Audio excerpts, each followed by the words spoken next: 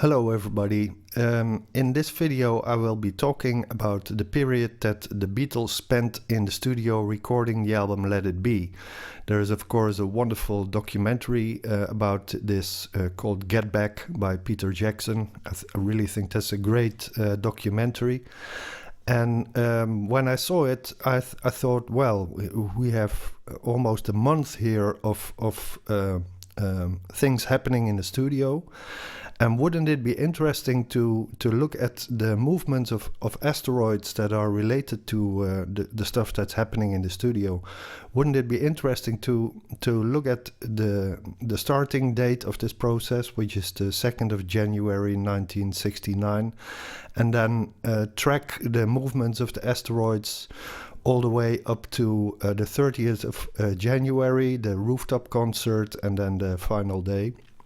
Well, that was the idea, and when I actually looked into it, I found that there are several categories. There are some asteroids that remain in the more or less in the same position during the month, and then there are also some dynamic movements which are quite interesting. But then again, these movements take you to a level of detail that might get boring. So what I ended up with was a sort of a compromise. I'm looking at the whole period of a month, and every now and then I jump from date to date. So sometimes I have a chart from the 2nd of January, but I'll also have a chart of the 30th of January and so on. A lot has been said, of course, about these recordings, and a lot has been said about the Beatles. I think there are probably libraries full of books about the Beatles, not to mention documentaries, TV shows, etc., etc. So, I mean, it's a fair question, what can you add?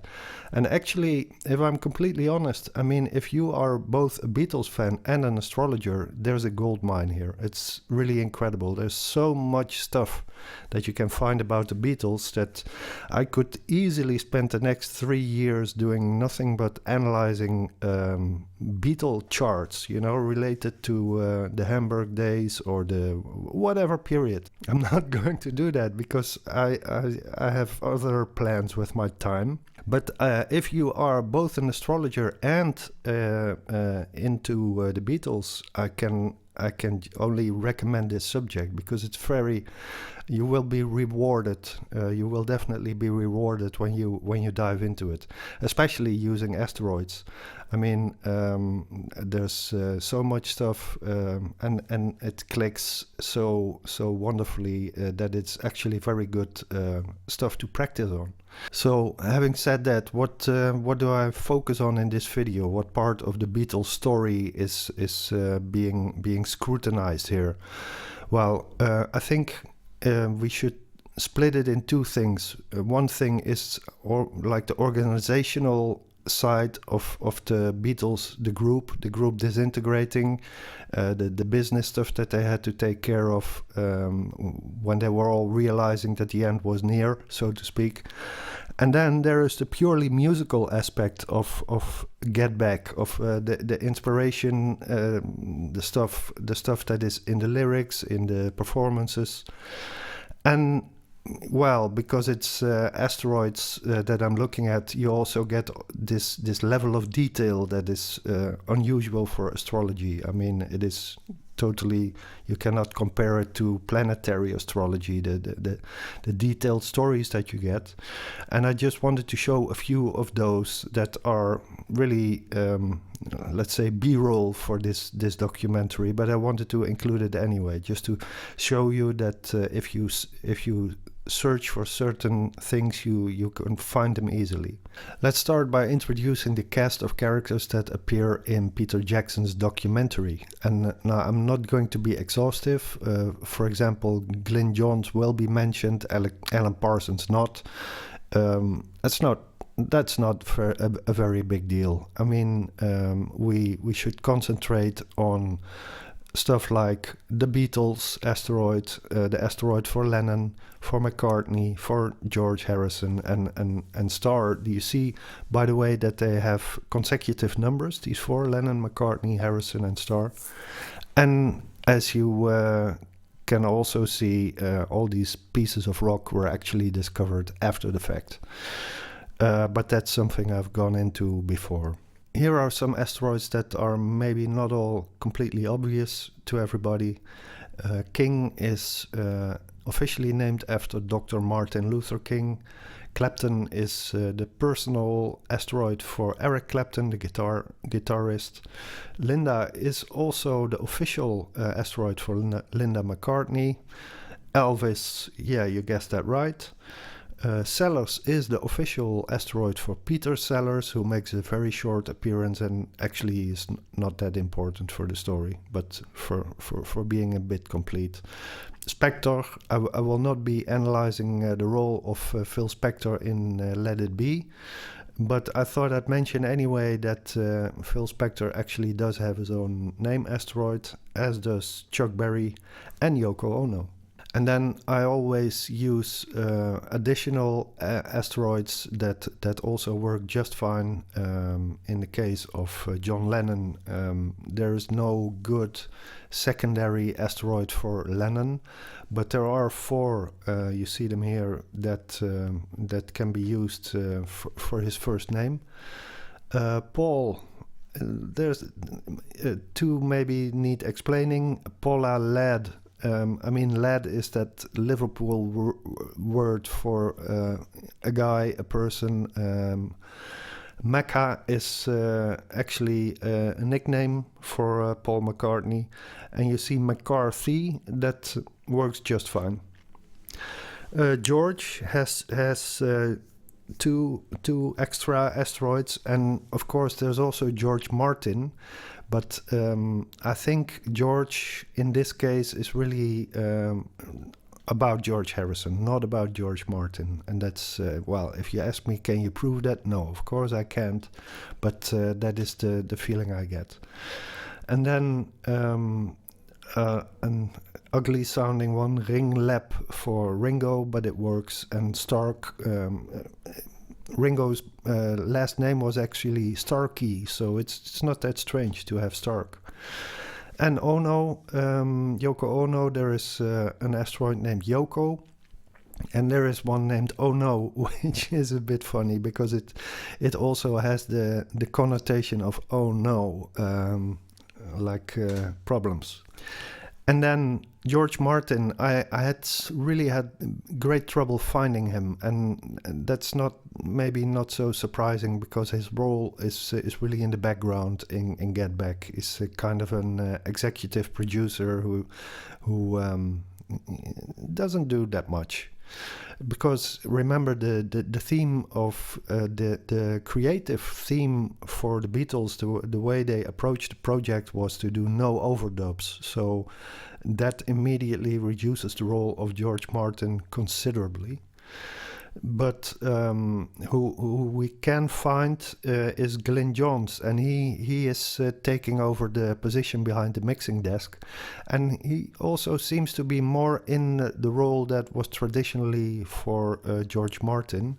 Glyn Johns produced a lot of British bands like the Rolling Stones and so on, and you can see him walking around with microphones in the documentary. He's making sure that the sound image is good, that there is separation between the microphones insofar as possible, etc., etc.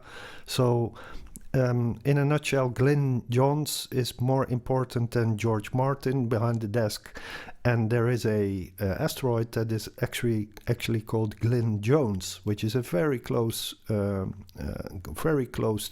Glyn Johns, and it works. Billy Preston is like the 5th Beatle in the Get Back period. Really is a breath of fresh air. And there is an asteroid Preston, works just fine. William and Billary, that sounds funny, but these two are as close as you get to Billy. And they don't do a lot of work. I mostly rely on the asteroid Preston for looking at Billy Preston. Then there's Alan Klein, a financial genius or someone who is creative with bookkeeping, however you want to look at it. And you just split up, you take the asteroid Klein and you take the asteroid Allen, and you combine the stuff that you get from those, and there you have Allen Klein.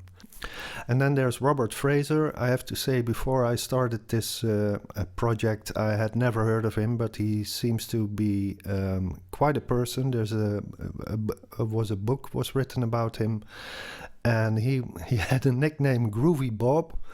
He knew everybody from the Rolling Stones, from the Beatles, and many more people in swinging London. And he gets introduced as an art dealer, but I think you can make the case that he's also a drug dealer. And well, his name is Robert Fraser with an S. There happens to be a Robert Fraser asteroid with a Z, and that works excellent. Michael Lindsay Hogg is the director of the movie that was made initially. So the guy who shot a lot of the footage that we already knew from looking at the Let It Be documentary. So his last name, Lindsay Hogg. There is a asteroid Hogg. It's not doing a lot, so it's not very important. Then a bunch of geographical names. There is an asteroid for London. There's an asteroid for Savile Row, which is the street where the building, the Apple offices were located. And so Savile Row is the name of the street where the Rooftop Concert took place. And you will see in the analysis that Savile is closely linked to a asteroid Sangerhausen, which is a village in Germany. And Sangerhausen is well, it's German, but let's just say that it connects the idea of a building or real estate to singing, which is really a remarkable one. And then we have Tucson, Arizona, and California are all part of the lyrics of the song, the actual song Get Back. And Hamburg is a asteroid for the city Hamburg, where the Beatles started their professional career. Now that everybody has been properly introduced, we can go to the first main theme of this video, and as I see it, the first main theme of the documentary, and that is the gradual disintegration of the group, the band, the Beatles. They were incredibly close in the beginning, and that situation could not last forever. Lennon was I think, trading the intimacy of his relation with Paul for a different type of intimacy with Yoko Ono. This caused a new type of dynamic. Before these recordings, the Beatles had made the White Album, and during those recordings, Ringo left. And he came back, and during the Get Back sessions, George leaves and comes back. But everybody realizes that there's pressure. There are stories in the press about the band breaking up, etc., etc. So that is one thing, and factually, it is also true that the last concert that the Beatles ever give is taking place as is a part of this Get Back project. And then there is also in the background another story of the company Apple Corps that has to be reorganized because they are bleeding money. And they get this financial genius from the United States, Alan Klein, who is supposed to take care of all that. But what I really want to focus on is what I found. I mean, I'm not going to focus on the literal story of the documentary. I'm going to focus on the mythological theme that I found in the stars, so to speak. And to explain how I got there, I think I first have to start with the planetary layer of this story, which is more or less the basis, the background. And if you look at, let's say, the 2nd of January, or it says here the 10th of January, but really that whole period, we see the planet Uranus is very close to or exactly on the south node. And what does this mean astrologically? Well, Uranus is always about change, and the south node is looking back, has this quality of looking at the past, of maybe George Harrison would call it karma. It is this conjunction specifically is about leaving behind all the stuff that doesn't work for you anymore, looking forward, cutting off certain things that you've brought with you from the past, like they would say, in stuff that you have in your bag, however the expression might be, but everything that doesn't work for you anymore, get rid of it, something like that. That is the overall main theme on a planetary level, and it goes on throughout the whole period, and it's heightened by the presence of Jupiter very close there, and exactly at the moment that George leaves the group, we also have a conjunction with the moon there. That's why I put in a chart for the 10th of January here. There's some additional stuff like the Sun squaring Saturn, which is, something to take note of, and Venus trine Mars, which would generally speaking mean... I think it would probably be aiding the creative process. Now that we have a central axis for the main theme, meaning the nodes with Uranus on the south node, you immediately have two sensitive points that are worth checking out. The squares, the midpoints of this central axis. And it's immediately a bingo because what you find there is echo. And echo can mean lots of things. I mean, in the Bob Dylan video, it was referring to a person. Bob Dylan's first girlfriend was named Echo. You have the actual echo. I mean, in the documentary, there is a lot of sound engineering going on, and there's talk about echo. This is all not what I'm talking about. This is very specifically the story about Echo and Narcissus, and Echo is just put it very simply, in this particular story, Echo equals George Harrison. Now, why is that? In the story, you have Narcissus, a youth who is very beautiful and obsessed by his own beauty, which is in the story is expressed by this guy looking at his own reflection in a mirror all the time, or actually in a little lake.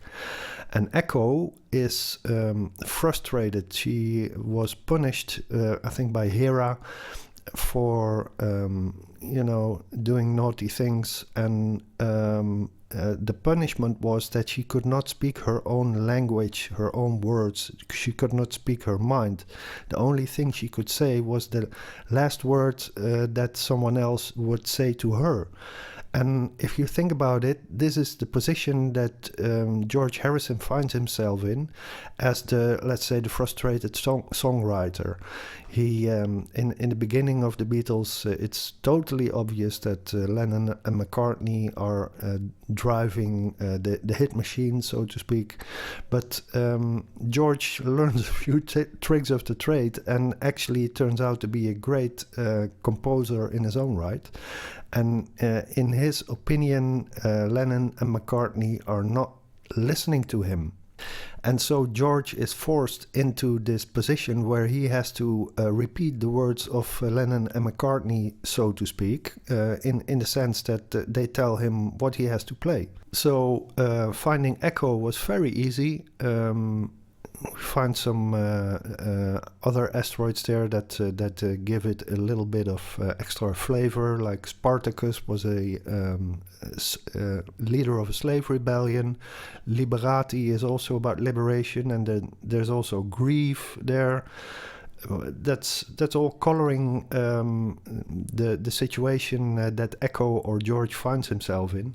But what really makes it clear that this is really what's going on is the fact that Narcissus is on Mars, and it's really exactly on Mars on the 10th of January, which is the moment where George famously says, okay, I think I'll be leaving the group right now. That's the 10th of January. So then we have Narcissus conjunct Mars, we have Echo squaring Uranus and the nodes, but it's doing that all the time. I mean, during the whole phase, we have Echo in that sensitive spot. And now we get to the fun part, because with the Beatles, they are so connected, they are so woven into the tissue of reality, you could say. They are so influential that strange stuff, every now and then, strange stuff comes to the surface. Like there being an actual Eleanor Rigby in a grave somewhere in Liverpool, if I'm not mistaken. Stuff like that, like crazy details, right? Now look at this crazy detail. What flower is in? What flowers are in that vase that is next to Ringo's drum kit? It's I think the English say daffodil, but the real name of this flower is Narcissus. And there you have it.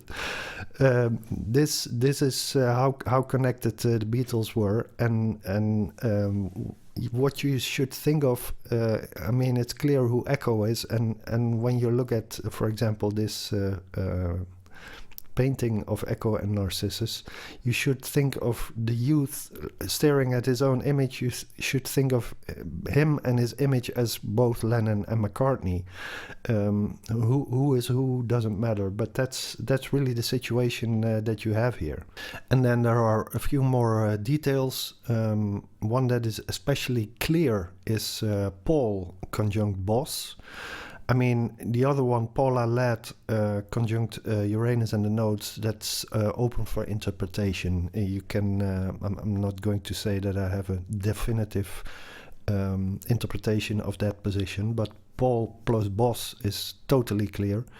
It is how George perceives the role of Paul McCartney, and Paul McCartney is indeed taking that role. If you look at the documentary, you can judge for yourself. At least in the beginning, because what we need to acknowledge is that we're talking about a 30-day period, and there is a big change when the scenery changes, when they go from the Twickenham studios to Savile Row. The atmosphere completely changes, and so does the Paul plus Boss conjunction that is active at the moment when tension is rising, but it is not active when the atmosphere is much better, when Billy Preston is there and so on. Then Paul is no longer the boss, at least not as literally as he is in the first week, let's say, or first period in Twickenham. Another important one is George conjunct Pholus. Now, Pholus is a very powerful asteroid. Doesn't matter how you look at it, it is just very powerful. A simple image that you can have is domino stones falling, like the when you have these hundreds of dominoes falling, you know, the Pholus is about the first domino stone. It's like the catalyst of a chain reaction, something in that, something like that. And with George conjunct Pholus, you know, one thing is certain: there is tension, there is pressure, and there is some dominoes are falling. And that seems, I mean, it's something that you find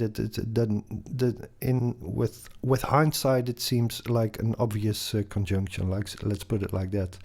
And then we have Harris and Harrison both, so that is the official George Harrison asteroid and also the secondary Harris, they are both conjunct Chiron at this moment. And I mean, that one is very, very, very obvious. And Chiron is the wounded healer. I think we should emphasize the part of the wound here and not so much the healer. This is about the wound, the pain that George is feeling, the frustration, and so on. When George leaves, that is another sign of the group slowly disintegrating. And the most concrete example of the group integrating is of course that they play their final concert, and maybe they didn't know it at that time. They could have guessed it. It's hinted at in the documentary, but then Ringo says, "Well, that's just an assumption that you're making there."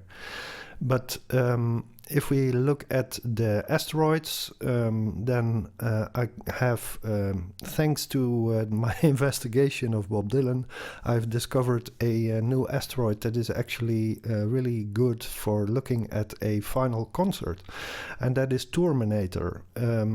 Tour is, of course, a series of concerts. In the case of Bob Dylan, it was a strange meaning that was given to it, because Bob Dylan has this crazy unique thing of a never-ending tour. A Tourminator in that sense is an asteroid that points to ending the regular type of touring and just keep on touring, terminating the concept of a tour to make it even more difficult.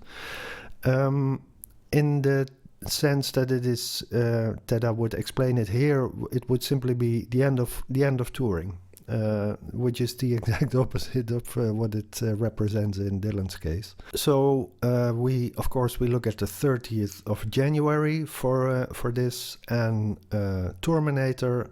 Well, what do you know? It's trining Mercury conjunct Beatles conjunct the Plutino 1993 SC. And what is this Plutino saying? Well, we turn to Benjamin Adema for that, his big book. And basically, this Plutino is about exactly the same type of theme that is represented by Uranus on the south node. So no surprises there, more like an extra confirmation that this theme is very important. And there is also a centaur on the Tourminator, and this centaur is, well, Pholus-like the asteroid Pholus that I just described, the domino effect. It is a little bit different, but I don't want to be nitpicky here, because anyway, these are very unknown asteroids that you really have to read the book for. But let's just say that this is about pressure. And when you think about stuff that isn't working for you and that you have to get rid of, in the case of the Beatles, their financial arrangements were not working for them. They had Apple Corps, but it was getting far too creative. They had this mad genius who was making equipment for them that didn't work, and he was running like the division of new electronic products. That was a disaster. So going forward, the Beatles needed to get their financial stuff in order. Like George Harrison said, we are quite rich, but not really rich, and they wanted to make sure that they had a decent pension plan. How you can see this is in their personal asteroids. I mean, McCartney, Lennon, and Harrison. Look at these three. They all have exactly opposite them a, let's say, financial asteroid or a trade-related asteroid. McCartney opposite gold, Lennon opposite mercado, which means merchandise, and Harrison opposite Hansa, which means trade. And Hansa is also exactly conjunct Jupiter at a certain moment. This is about making big new deals. Hansa plus Jupiter, and the fact that those asteroids Gold, Mercado, and Hansa are opposite the three Beatles so clearly is saying that they are striving for more financial independence. We have Alan Klein aspected in all kinds of ways. And let's not forget that the Beatles is conjunct Mercury during this time. And of course, that is talking about communication, but it's by the same token, you're also talking about the Beatles as a business. So that is never far away there. On the one hand, the Beatles, both individually and as a group, had to clean up some mess from the past in order to just move forward and be ready for the next step in their 4 individual careers. And that was, of course, the Uranus conjunct South Node storyline. But I think we've talked enough about that now. And what is for me personally the most interesting aspect of the Get Back documentary and the whole story that we see there is really the purely musical aspect of it. Now, there's a few ways you can approach this. For example, I think if you are a musician and you watch that whole documentary, you will be amazed at how professional the Beatles were when they were in the studio, and their work ethic, which was partly because of Paul McCartney's insistence, but an incredible work ethic, really. And I mean, this is how you get stuff done, and that was what the Beatles were definitely about: getting stuff done, pumping out hits, hit after hit, and they just, that was a profession for them. It was really professional musicians that you see in that documentary. And what you also see is how creativity works. And of course, everybody has their own special recipe for getting the creative juices flowing. But it's a lot of fun to see how the Beatles approach this. And to me, that is the most interesting part of the story. There are several themes here that get entangled in all kinds of interesting ways. You have Get Back as the title of the documentary, and it is in a sense going back to their musical roots, the Chuck Berry aspect. The Asteroid Chuck Berry is during the whole process conjunct the Beatles Asteroid, so that is saying something. And getting back for the Beatles is ironic, because they are actually the ones who invented the whole idea of overdubs for pop music, with their experiments with Sgt. Pepper and so on. And for them to get back to a period where they did not overdub is something that can only make sense in the case of the Beatles. Just wanted to note that.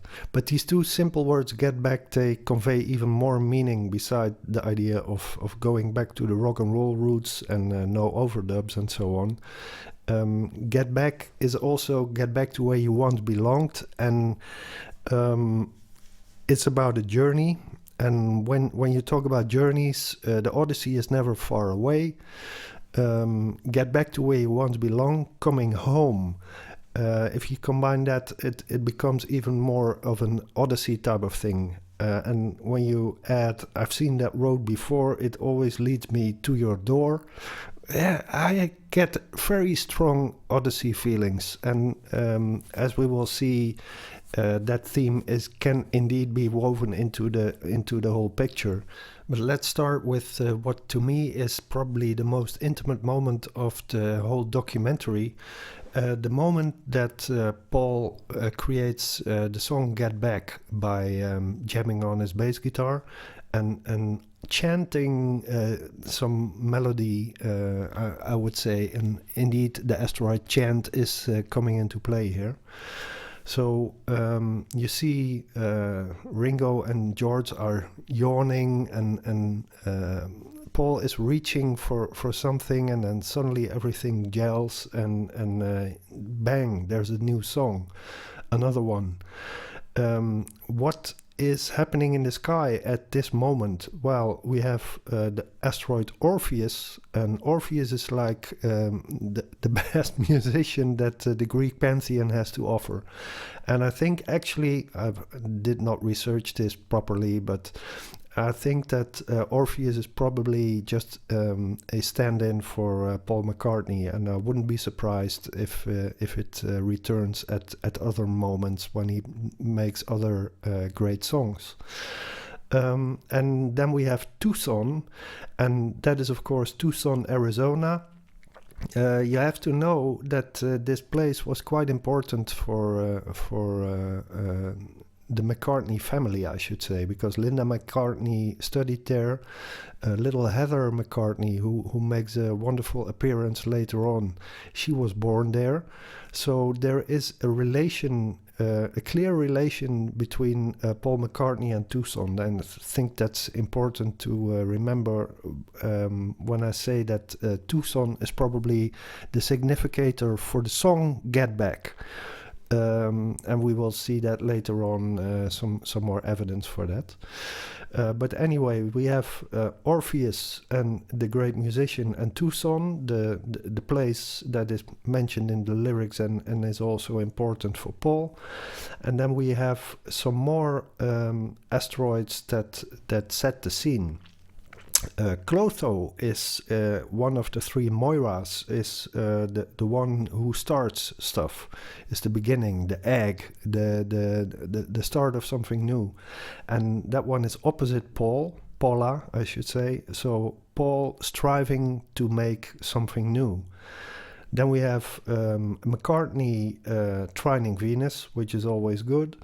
And we have the asteroid base, which literally means bass. Trust me on that, because I'm a bass player. I've checked out this asteroid. And it has the same meaning as bassano and basso, that these three are all good for bass players, for bass. We have bass trining singer. We have McCarthy, not McCartney, but McCarthy conjunct bassano, which is a temporary thing. And we have Paul conjunct basso, which is more or less during the whole period. Paul seems to have a good relationship with his bass, which makes sense. I mean, he's behind the drums every now and then. He plays piano, but this no overdub thing marries him quite closely to his bass, I think. And one more detail, we have Jojo from Tucson, Arizona, but we also have Loretta. And Loretta is on the same place where George and Folis are. So you remember Folis from George Harrison's moment that he leaves the band. In exactly the same place we also find Loretta. Now I wouldn't try to make anything of that otherwise, other than that it is a place where stuff happens.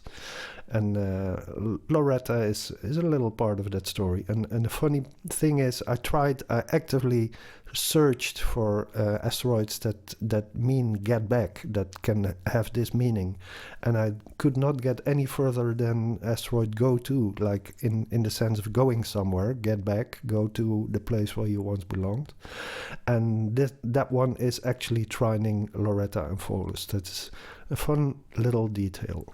Now, during the documentary, you see the band practicing the song Get Back quite a few times. Actually, that's the criticism that it gets from... Well, I read some reviews about the documentary, and people are saying, well, how boring. This is 8 hours of the Beatles practicing Get Back.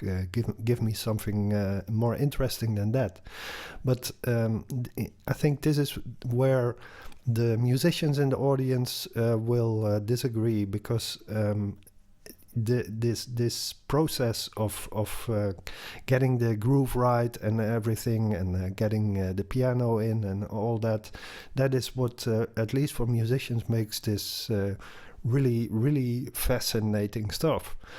And when we witness this magical moment where the song Get Back is created, and then 3 weeks later, if we jump ahead a little bit, there's the moment when the definitive recording is made.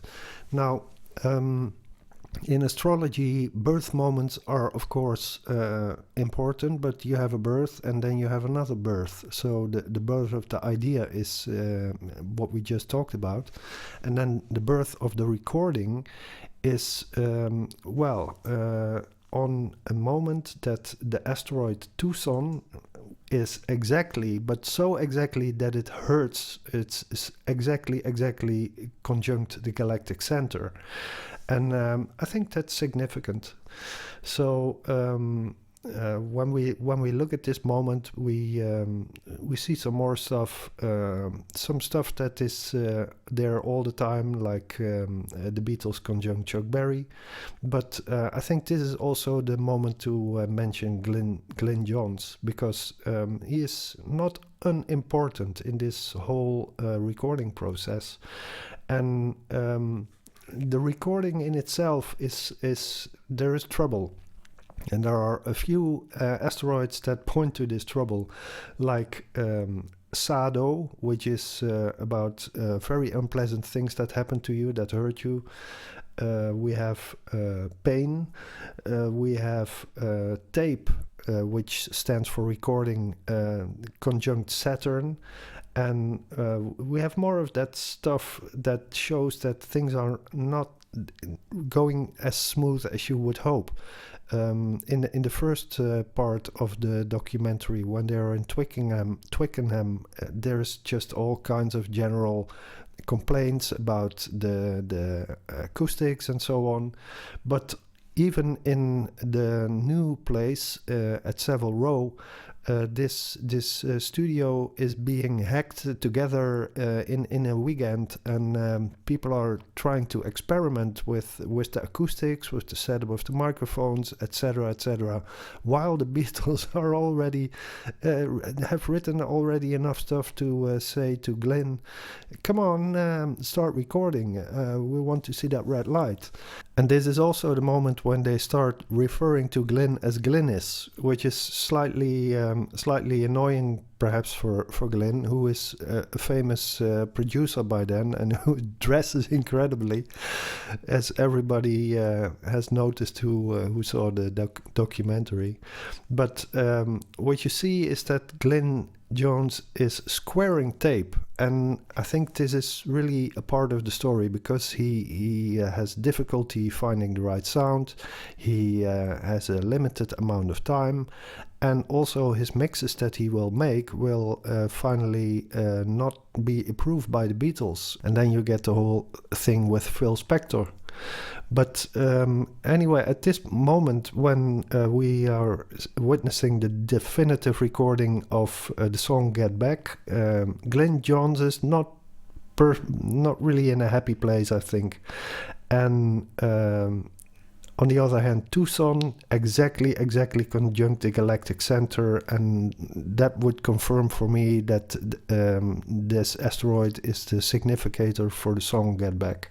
There is a moment in the documentary where Paul McCartney is trying to make a great narrative out of all the songs that they have composed so far, which is of course a natural thing to do for a group who invented the concept album. And he sort of gets there, but not completely. He doesn't get into Homeric or Odyssey territory, you might say. And I think he missed that one, which is completely logical because he was right in the middle of it. I have the benefit of hindsight here. But Homer, Odyssey, there you go again, you might say. I mean, I talked about this when I did the Bob Dylan video. So why do I keep returning to it? Well, first of all, you could say that the Odyssey is an ultimate kind of story, in the sense that you start something, you go somewhere, and finally, after lots of trials and tribulations, you return home. It is a bit like this cycle that is described by Joseph Campbell, the journey of the hero, and so forth. So it is a very important story, and important artists, you should not be surprised if they pick up on that story. And the reason why I mention it is simply because it is hard to miss here, and for that I purely refer to the aspects of the relevant asteroids. So first we have asteroid Odysseus, which is conjunct Orpheus at the start of the project. So that is the 2nd of January I'm talking about now. This is this consensus that they have about a month time, because Ringo will be doing a movie, so there's a limited amount of time. There's a concept to further focus creatively, no overdubs, do it live, film the whole thing, and have music and a movie or a documentary at the same time. And my case would be that this project is like one of the final laps in the journey that Odysseus makes to return to Penelope and his wife. And so let's just stop speculating and purely focus on the relevant asteroids. What do you get? Well, on the 2nd of January, Odysseus exactly conjunct Orpheus, which we've seen could be thought of as Paul McCartney, or maybe the composer. And Penelope, well, another direct hit. It is conjunct Georgia. And then in the middle of this trine, which is 2 sextiles, we find Stark or Ringo conjunct Kerouac. And well, let me refer one more time to the Bob Dylan video. We found there that the idea of On the Road and Kerouac and Odysseus can indeed be mixed and matched. So that's 3 Beatles, and the 4th one is John. He is trining Homer. And finally, icing on the cake, Echo, which stands for George more or less, or George's Troubles at least. And that one is conjunct Ilias, which is another story written by Homer, which is very closely related to the Odyssey. And then there's a few more things, but basically this is like the evidence that I present to say that there is an idea of this Odyssey. And if you ask me where are they, I would say they are going home, as the songs say, and they are close to the end of the long and winding road, to put it in song lyric terms. When recording gets underway, the Beatles repeatedly discuss the role of keyboards, and George Harrison tells the other Beatles that he's very fond of the keyboard player in the Ray Charles band. He's really advertising Billy Preston. There's also talk of Nicky Hopkins. Billy Preston arrives on the 22nd of January, and that's when the tension is already a bit less. You know, the more dark aspects concerning tape and records, which is 2 asteroids for the recording process. They are in a slightly better place now. The atmosphere is better after the frustrations that George have been talked through. And the 5th Beatle arrives, so to speak. Now, there's one asteroid in particular that works well, and that is Preston. And it is on that 22nd of January, it's trining Pluto and it's quintiling Mars. And in musical terms, that means that Billy Preston was not taking any prisoners, that he was going straight for the musical kill, so to speak. So we have a 5th Beatle, and then there arrives maybe a 6th Beatle. Maybe that's not really how I should put it, but I was really impressed by the appearance of Heather, the little child who is a daughter of Linda McCartney, adopted by Paul McCartney. And I mean, there is such a thing as the inner child. And the inner child, I think the Beatles, especially John, Paul and Ringo, I think have a very good relationship with their inner child. I think George is maybe has more contact with an inner old man or something like that. Let's hope it's an old wise man. But the play, the way they play with Heather, the interaction is really great, and the music that she contributes is simply hilarious. So let's first start by checking the aspects. There is a asteroid Heather. It's opposite Johanna and sextile Johnny, which represent John. The opposite, if you if you go one level too deep, it might be about this discussion about eating young cats. Heather does not agree with the point of view that John gives there.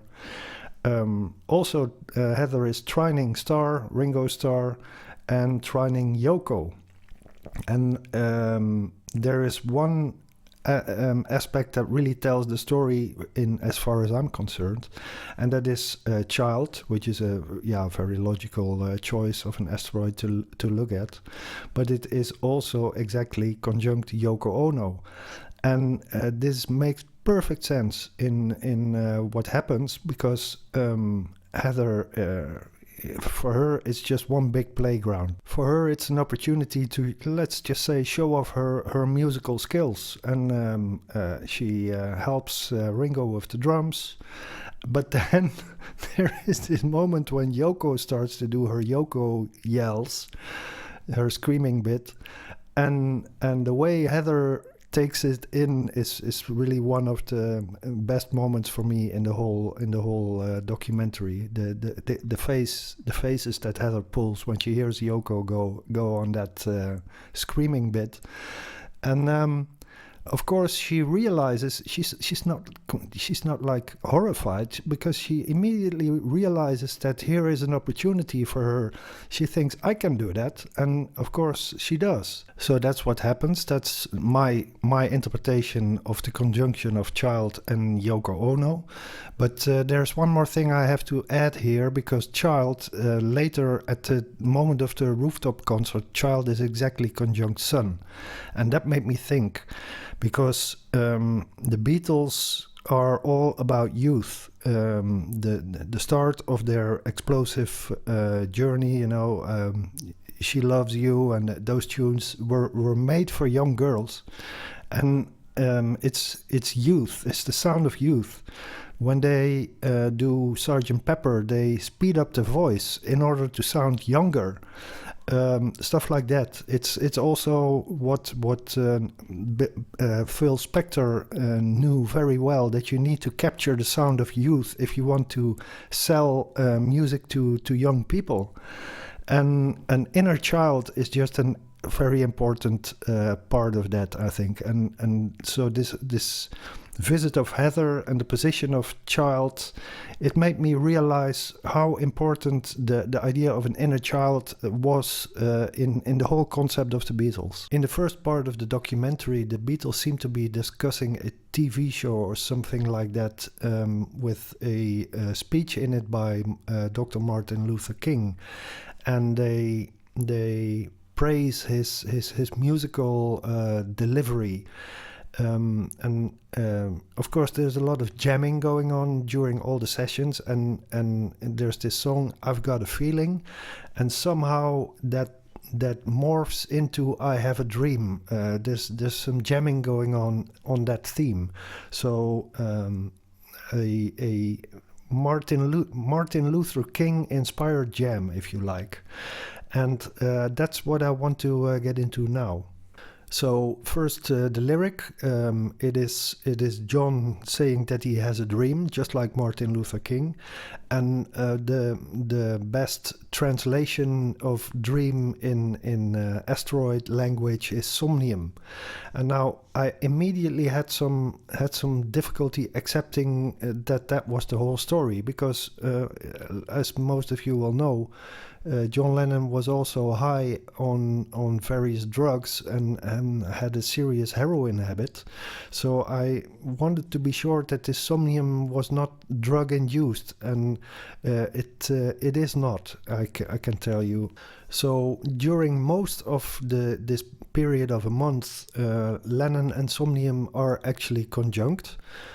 So it's a theme that runs throughout, and then they start jamming. And when you have the idea of a jam session, there is one muse, Terpsichore, and she is the muse of wild dance, so to speak. But if you really check out what Terpsichore stands for in musical terms, you also find that she is like ruling jam sessions, for lack of a better way of expressing that. Terpsichore is sextiling John Lennon on the 29th when John does a jam session together with Billy Preston, which makes it, of course, let's say a bit more real. This integration narrative, and Billy Preston clearly enjoys this. He sings along. I think it's the only time he sings, and he's enjoying the jam. And at this moment, we have Terpsichore, the jam session, Asteroid, so to speak. And what is it conjunct with? Well, prepare, because this is really a stunning demonstration of the accuracy of Benjamin Adema's Asteroid, how do you say, delineations. So conjunct conjunct Terpsichore, we find a funny little asteroid called Oh Yeah, which is also in the lyrics. If I have a feeling, oh yeah. But then the SDO, it stands for freedom, improving the quality of life through a radical shift in consciousness or a radical turning point. And then we have the first centaur. According to Benjamin Adema, this stands for a high sensitivity for relationship issues, striving for a positive flow and integrity. And then the second centaur, an intense urge to express oneself through words and speaking without restraint. Well, if you ever wanted to have a John Lennon jam session, there you have it. That's really remarkable, I think. And as a little icing on the cake, we have King, which is the official Dr. Martin Luther King asteroid, is quintiling Tucson and the galactic center. And Martin Luther is opposite Uranus, is really in that central axis that we talked about in the beginning of the video. Well, I just mentioned Oh Yeah, and there are lots of asteroids that look similar or that have the same shape. Oh Yeah, spelled with a Y. Oh Yeah, spelled with an I. Oh Yeah, spelled with a J. We have Yes, which is sort of Oh Yeah. We have Oh No, the opposite of Oh Yeah. We have some stuff where the resemblance starts to break down a little bit, but still relevant in my opinion. And all these asteroids, they are on significant places. Just check them for yourself. I'm not going to mention them all. Just check it out for yourself. And what is this? What is going on here? We have all this oh yeah, yeah, yeah, yeah. And tightly knit, I should add. Tightly knit. There's a high precision here. And what is it? Well, it took me a long time to come up with a story for this, with an interpretation. The first thing I had was oh yeah, as a connection to that song, I Have a Feeling, and as a connection to the, well, things that you might say during a jam session. Yeah, yeah, yeah. Then you have the Beatles, She Loves You, yeah, yeah, yeah. People used to be annoyed, in the early days, like these guys have these bullshit lyrics, nothing but yeah, yeah, yeah. But I wasn't sure. And then I thought, no, this is something else, because we're looking at the 29th here, and the 30th is the last Beatles concert ever. That is a very, very, very big thing. And what is missing is the audience. To be more specific, what is missing is thousands of screaming girls. And I think that all this oh yeah is really the universe taking the role of all these screaming fans and doing a little bit of twist and shout in the sky. That's how I see it. So the day of the last concert, what else do we have except for yelling asteroids? We have Seville and Sangerhausen, and that's another one I really like. I mean, Sangerhausen is a name of a German city, and it connects a house, the rooftop in this case, property, real estate. It connects it with singers. It's the house of the singers. It is Savile Row number 3, the house of the Beatles, the place where they do their last concert, and it's just a tight conjunction. It's there, it's in the air, you can check it, and I think it makes a lot of sense. Mercury is retrograde during this time. It is the Beatles are I would almost say, of course, exactly conjunct Mercury, or, well, a few minutes, but they're conjunct Yoko Ono as well.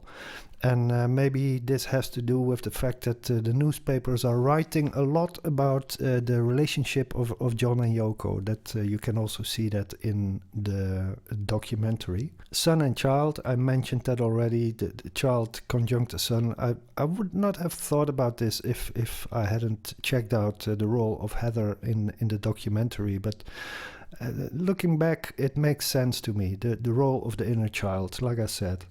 And then we have the police, and this is so funny because they were all hoping to be dragged away by the police, but instead what they got was 2 young guys and then later a 3rd policeman arriving, who are really a bit too polite almost. They have no, they don't come across as very police-like and in command. Not at all. They the road manager Mel has a great story, and they get 20 types of excuses before they finally get on the roof, and then the concert is over.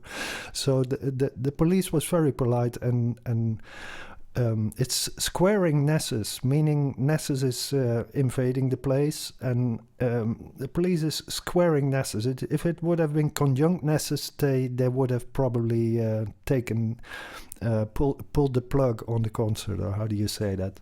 But in this case, not so much.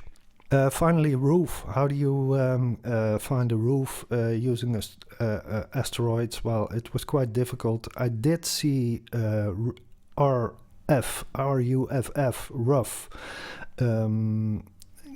Also conjunct asteroid, I think McCartney, or else Paul, which makes sense because the idea is first pitched to Paul McCartney. And there's Rufus. These are not very tight clues. I mean, do with it whatever you want. On the other hand, what is funny, I think, is John Lennon says, my hands are getting too cold because it's winter, it's just cold weather. And, well, Siberia is an asteroid that is related to cold. And it's trining Lennon, so that's just a funny little thing there. Okay, we have finished the big stories. There's a few little stories left. There's always more to explore with asteroids. I just want to mention a few people that are playing roles in the background. Of course, Yoko, but I want to start with Robert Fraser. There's a very good significator for Mr. Fraser with an S. It is Robert Fraser with a Z, and it is exactly conjunct Neptune on the day that that's the 25th of January that Fraser can be seen in the documentary. Now, because it is so exact, I think, well, Neptune, of course, you can relate it to art, no problem. But you can also relate it to drugs. And it's something in the way that Yoko and John react when they see that Robert Fraser is entering the room. It makes me think that this is not about Yoko getting ready to sell some paintings. I think they are more interested in a fresh supply of heroin pills or something like that, whatever they were on. If it were heroin pills, actually, then Pillmore conjunct Brown would be the perfect descriptor for that. So that's the reason why I chose to call Mr. Fraser Dr. Pillmore. No, I might be out of line here, but if you look at the rest, Blow opposite Johanna, Rauch conjunct Johnny, Hypnos conjunct Johannes, squaring Venus, not unimportant, because John looked a bit dazed, and people are saying, well, that's not good for your creativity. And you see there that square with Venus, so, well, maybe you could explain it like that. It's maybe a bit far-fetched, but anyway. We have Yoko conjunct a Plutino, and the nickname that Benjamin Adema gives for this Plutino is Creative Junkie, so go figure. And then we also have Cloudgate that can also be connected to this story. That is the asteroid that I discussed in relation to the ganja bust of Bob Marley in that Bob Marley video.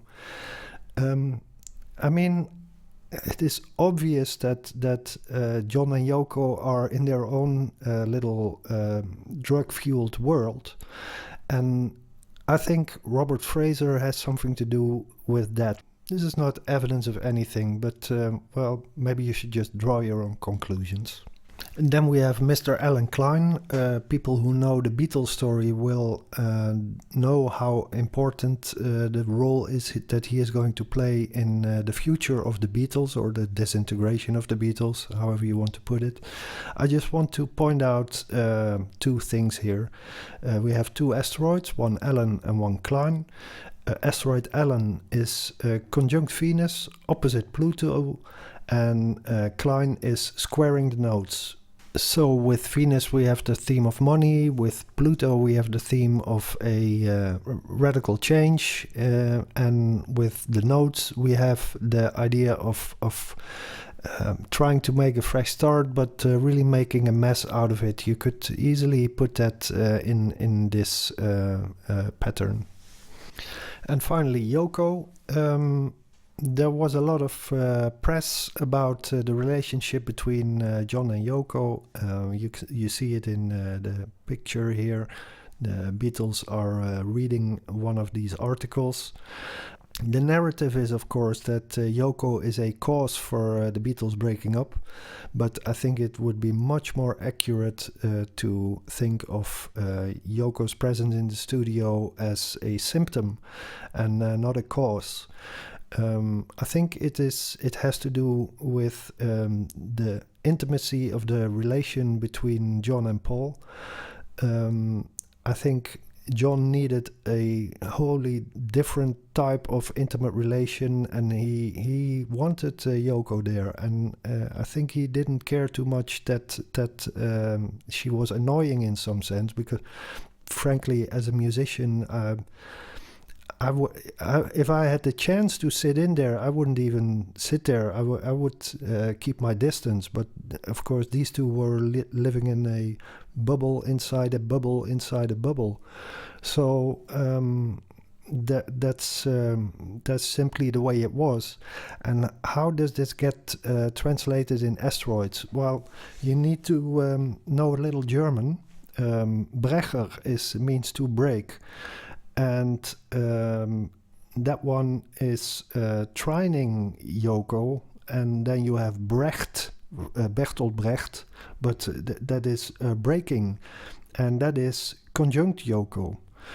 But we also have star, Ringo conjunct Brecher, we also have star trining fini, which means the end, and trining cutillo, which is a knife in Spanish. George sextiling split.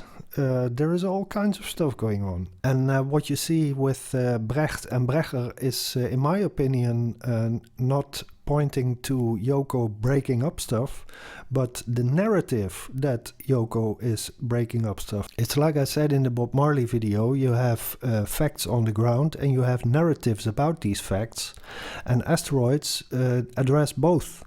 And it is fundamentally impossible to make a difference between what is fact and what is narrative, or maybe even fiction. Yoko plus Brecht, trining Brecher, it points to Yoko and the breakup of the Beatles, but there is no way that you could say that there is a causal relationship there. That's it for this one, and just one final thought. If you are interested in this type of astrology, first of all, let me know, because there are very few people who actually do this approach. So if you've enjoyed this, send me a message, give me your own interpretations, whatever. And I just want to say, if you are interested in improving your skills in terms of asteroid astrology, the Beatles are a great place to start. Really, there's plenty of name asteroids. There are very, very important events that have a cultural resonance that is really incredible. So it's a great place to dig around.